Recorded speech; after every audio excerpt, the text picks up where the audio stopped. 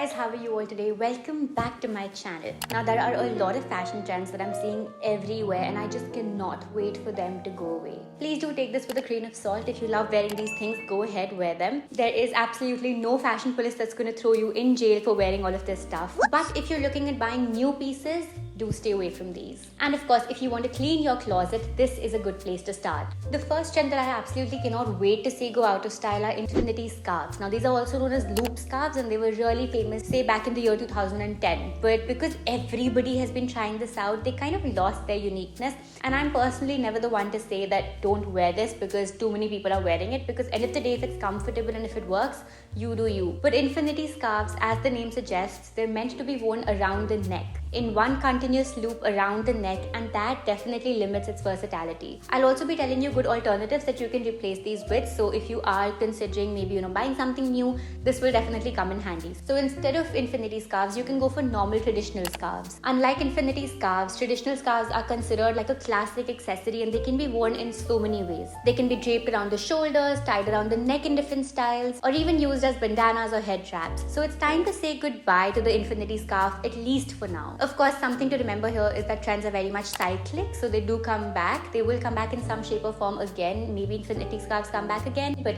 definitely not in the same way that we see them right now. There will be some edit, some kind of modification or change to it when it does come back, say in the next 20 years. So for now, we can say goodbye to them. Next, we have cold shoulder tops. Now these tops were seen everywhere for a little while and then suddenly they just disappeared. They had their big moment, but ever since they've just been falling off. I remember I myself had a few cold shoulder tops. I think those were popular when I was in 8th grade. A lot of my friends also wore these tops, and after that it just died, you know what I mean? People probably got tired of the style. So of course you can wear these if you still have them and if you like that. But from the comfort point of view as well, I don't think they're the most practical. If you're in a professional environment, cold shoulder tops do definitely also show the bra strap sometimes, which a lot of people don't find very professional. To be honest, I get that in warmer weathers, maybe cold shoulder tops are appropriate and maybe they do have a point, and I can understand. But at the same time, it's not like a major difference that a cold shoulder top is making compared to, say, a puffy sleeve top or like, a normal half sleeve top or a sleeveless top. Either go full sleeve or go half sleeve or go sleeveless.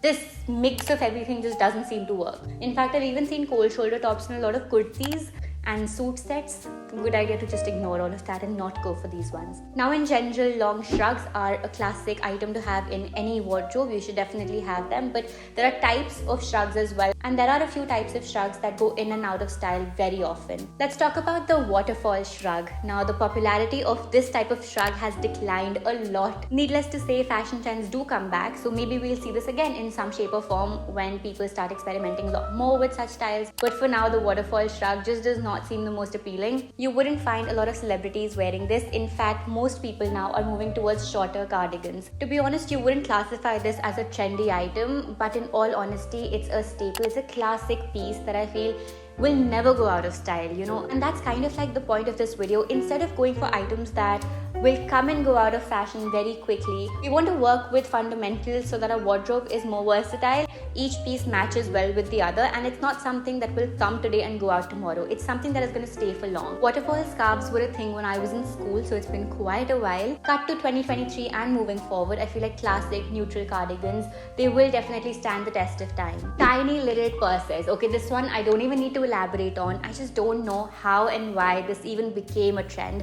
There are so many designers coming out with tiny little bags that fit what? I don't get it. Now these designer bags, obviously they are expensive, and I don't think the investment is worth it considering how limited their functionality is. Plus, they're not suitable for everyday use. They're more of a fashion statement than like a practical accessory that you should be having. Lingerie as outerwear. I cannot wait to be done with this trend because I feel like there's a place and time for everything. And girls, lingerie is considered intimate and it's meant to be worn in private. Now fashion week is one thing, but when we talk about everyday life, in a lot of cultures, specifically more traditional, more conservative cultures, this can even be considered kind of disrespectful to others around you. And And yes, you can wear like a mesh covering on top or a net covering on top to kind of balance it out. But if it's still making other people around you uncomfortable, it's just not good social etiquette. I am all for skin positivity, all for body positivity. I love myself wearing cut sleeves and shorts and all of that, but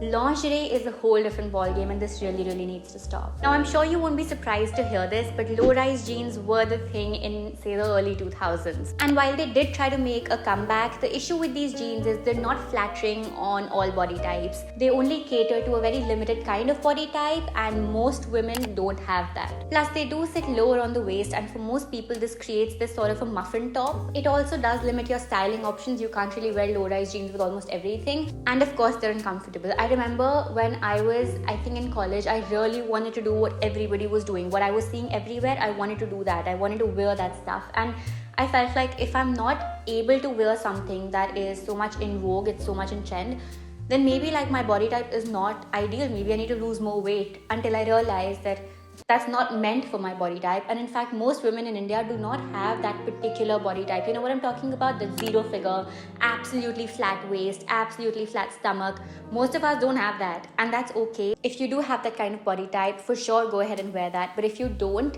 there's nothing to feel bad about, because I felt bad about that for the longest time.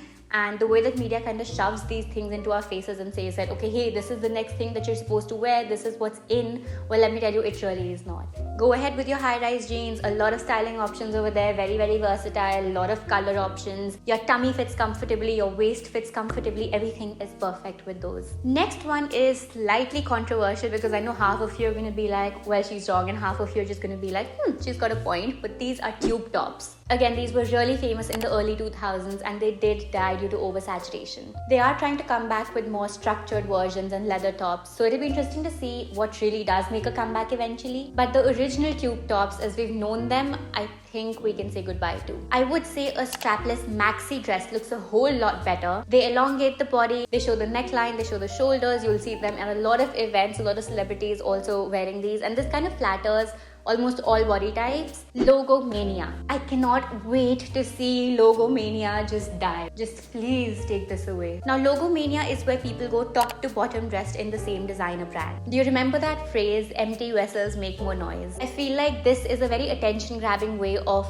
showing your status and your wealth, and it is just not considered classy. In fact, it's considered very new money. On the other hand, we've got quiet luxury. Now, there's a lot of talk that's been going on and on about quiet luxury. Quiet luxury is more timeless, it's more classy, it's more sophisticated, and it's definitely more subtle. I can do a whole video about Logo Mania versus quiet luxury, but basically what this means is people who actually have real wealth, more often than not, they don't want to show off big logos. Luxury brands, what they do is they kind of divide their audience into two parts. So one part is going to be the new money kind of crowd that really wants to show off. They want to show off that they have the money to wear the designer brand. And on the other hand, you've got quiet luxury, where people aren't really wanting to show off. Such people roam in circles where the other person will just look at the t-shirt, a plain white t-shirt you're wearing, and will know from the quality, just from seeing it, what brand you're wearing. It doesn't have to have any logos. In fact, most people who fall in this category, they go to the store, they tell them to customize the t-shirts and remove any logos and any kind of branding. And only when you actually wear that garment will you know how comfortable it is and why they pay the price for that garment. That's more of quiet luxury. They don't go around screaming that, hey, I have this brand, I'm wearing this brand, and I can afford it and be a part of that kind of group. Now, as a rule, when I'm wearing anything designer, I try to keep it to a maximum of 3. So 3 designer pieces per outfit, including accessories. You don't want to be too loud or over the top, so quiet luxury all the way. That was about it. I hope you guys found this video helpful and useful. If you did, make sure you give it a big thumbs up. And for more such videos, make sure you do subscribe to the channel. I will be seeing you guys very soon. Till then, bye-bye.